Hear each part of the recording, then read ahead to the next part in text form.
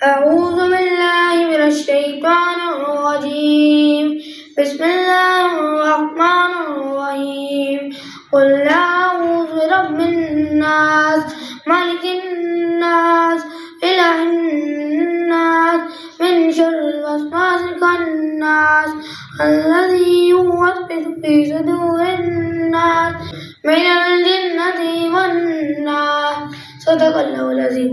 سبحان اللہ.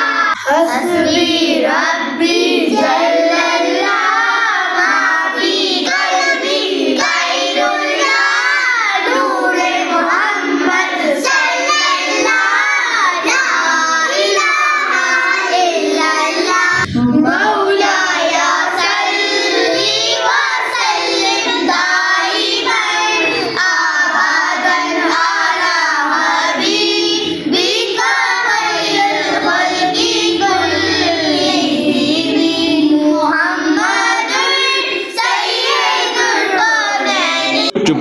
ہے رحمت الہی سے لبریز کائنات، یہ ہے شب برات، یہ ہے شب برات، بندوں کی سمت رب کا خصوصی التفات، یہ ہے شب برات، یہ ہے شب برات، کھولے ہیں رب تعالیٰ نے عفو کرم کے باب، سب توبہ کرنے والوں کی ہے دوزخ سے نجات، یہ ہے شب برات. آواز دے رہی ہے ہمیں رحمت خدا، آؤ قبول ہوں گے تمہارے مطالبات، یہ ہے شب برات، یہ ہے شب برات. تم سجدہ کر کے مانگو پریشانیوں کا حل ٹل جائے گی، دعا و عبادت سے مشکلات، یہ ہے شب برات، یہ ہے شب برات. شکریہ. خواتین و حضرات السلام علیکم.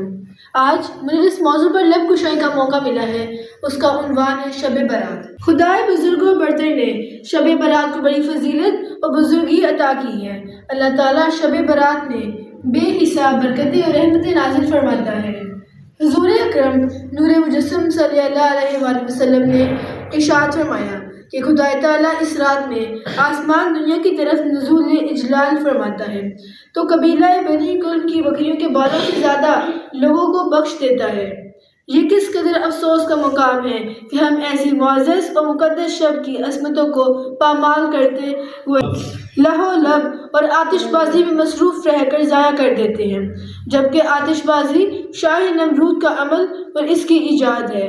اس لیے ہمیں اس رات متبرک لمحات میں عبادت اور ریاضت، توبہ و استغفار اور تلاوت کلام اللہ کر کے پروردگار عالم جل شانہ کی رضا حاصل کرنی چاہیے تاکہ رحمت خداوندی کا ہمارے اوپر نزول ہو، جس کی شان کرم ہمیں آواز دیتی ہے. حضور تاجدار مدینہ صلی اللہ علیہ وآلہ وسلم فرماتے ہیں کہ شعبان العظیم کی 15ویں رات کو جبریل علیہ السلام میرے پاس آئے اور عرض کیا کہ یا رسول اللہ صلی اللہ علیہ وآلہ وسلم اپنا سر انور آسمان کی طرف اٹھائیے.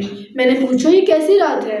تو انہوں نے عرض کیا کہ یہ وہ رات ہے جس میں اللہ تبارک و تعالیٰ رحمت کے دروازے کھول دیتا ہے اور ہر شخص کو بخش دیتا ہے جو مشرک نہ ہو. اس رات میں بخشش فرما دیتا ہے، مگر جادوگر اور ہمیشہ شراب پینے والا اور سود خور اس رات کو نہیں بخشتا جب تک کہ وہ توبہ نہیں کر لے.